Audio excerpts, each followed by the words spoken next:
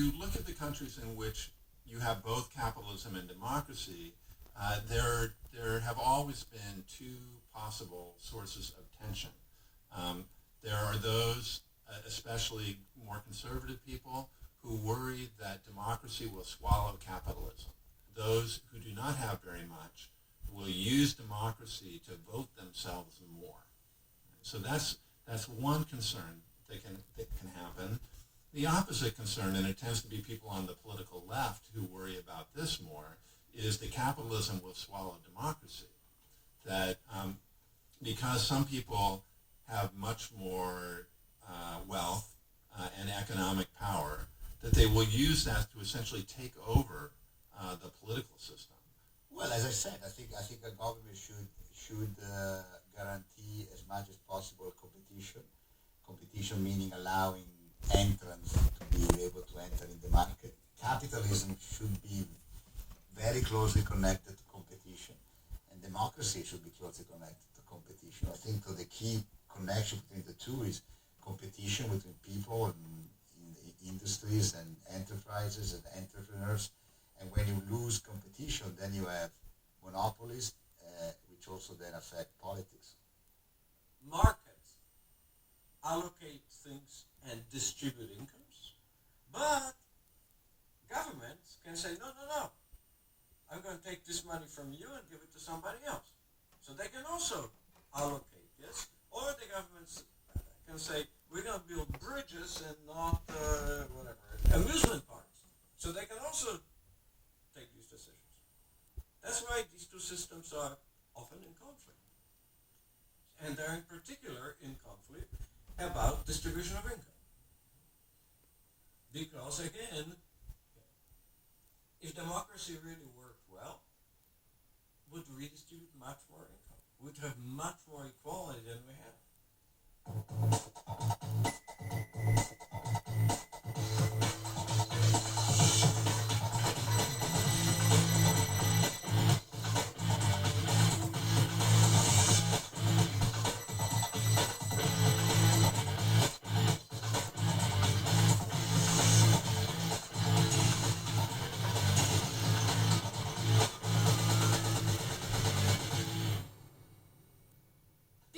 Has made what I think most people would think are some really fine decisions about how to spend his money, but those are decisions that he made. Those are not decisions that were made by society. Those were not decisions that were made by the rule of the majority. So another issue is that of democratic control of wealth, which is that who gets to decide about how money is spent? Should it be the people themselves who make the money, or should citizens have some role in that process? So the issue here is really when you have a growing inequality, when you have growing concentrations of wealth, if you want to deal with that in some way, if you feel that that's problematic and unfair, then how and under what kinds of conditions should those kinds of disparities be dealt with? And so taxation is one way to do that in a general sense that at least indirectly is democratic. Wenn die Bürger Steuern zahlen und erkennen nicht, dass der Staat mit diesem Steuergeld Maßnahmen macht, die den Bürgern auch nützen, zum Beispiel sehr gute Schulen bauen, eine gute öffentliche Infrastruktur und Ähnliches, dann haben sie ein Misstrauen und sagen, das Geld wollen wir dafür nicht geben. Nur in Ländern, wo klar ist, dass der Staat im Interesse der Bürger gute öffentliche Güter schafft, wird dieses Misstrauen geringer oder abgebaut. Government is a tool, and it's a tool that embodies this democratic idea that we should be governing ourselves. If we think of government as some distant and horrible overseer who tells us what to do without paying any attention to what we want, then yes, we think that government is at odds with a good market or a strong society.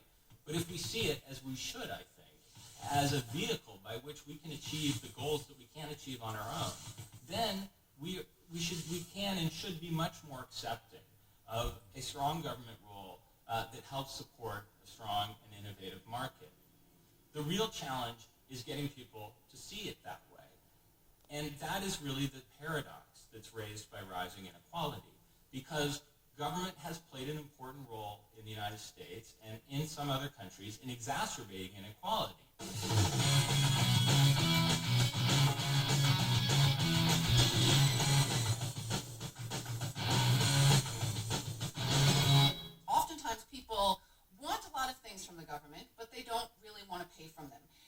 when there's a discrepancy between what people think they're giving to the government and what they think the government gives back to them, then you get a sort of lack of faith in the government, a lack of trust in political institutions, and a sort of disillusionment with democracy. But there's a sort of discrepancy between what people want and what they think their government is giving them, and that really does erode trust in government and in democracy overall.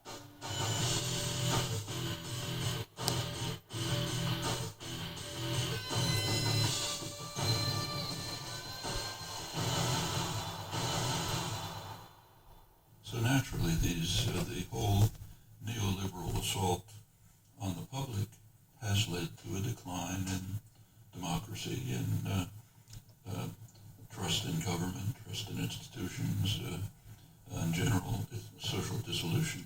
Actually, it's even worse in Europe. Where the austerity policies are a kind of a sledgehammer undermining the economy and the society. People often talk about it as if government, that you either have freedom or you have the government coercing you. And most people want freedom. So if you frame it that way as sort of government versus freedom or government versus the market, then that's a conversation in which many people are going to say they don't want government. But it's not actually the kind of conversation that we need to have, because you need a lot of government for people to have freedom. Well, I think that Americans and citizens of other rich democracies are hungering for a return to a stronger democracy. But they're also incredibly cynical about politics and about politicians. In the United States, trust in government has plummeted since the 1960s. What's happening in Europe right now is a massive loss of faith in the political elite. And it's understandable, because in many cases the political elite haven't responded to the economic insecurity that many citizens are facing, or to the rising inequality that leaves many people feeling like they're left out of the dream of prosperity. So the shift that we've seen over the last generation, I think, has been away from seeing wealth as a creation of society as a whole. In fact, Margaret Thatcher famously said, there is no such thing as society. In the United States, we've forgotten why you need government, right? And how we got rich. We got rich with a lot of government and with a mixed economy. And so right now in the United States, the ideas of neoliberalism are dominant, even among people who think of themselves as being liberal or progressive or on the left. They celebrate the individual, and they understand all the good that markets do, and they don't understand why you need a lot of government. If you're going to understand this, I mean, you need to think about the way its politics work, not about the way in which everyday life is structured and people's experience changes over time. Community has become a much less compelling picture of what life is like for people, because their lives are much more individuated, they're much more independently shaped, and they're much less dependent on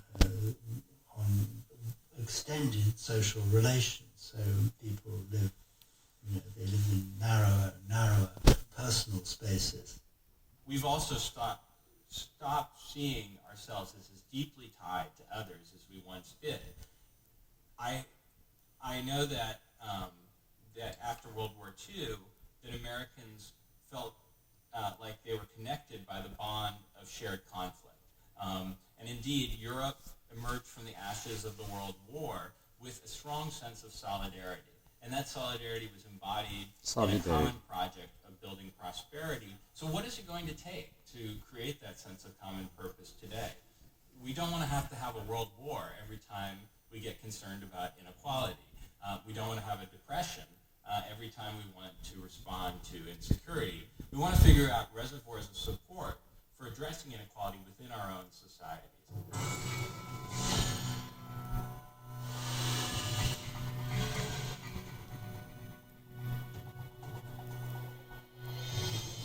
when you have a government that gets more and more power, as I think government does need a lot of power in order to regulate the market and to counteract corporations, as that happens, you get a larger bureaucracy, which means a larger number of people who are not themselves directly elected, but who run things really in the back rooms. So how are you to guard against those people gaining a sort of undemocratic power?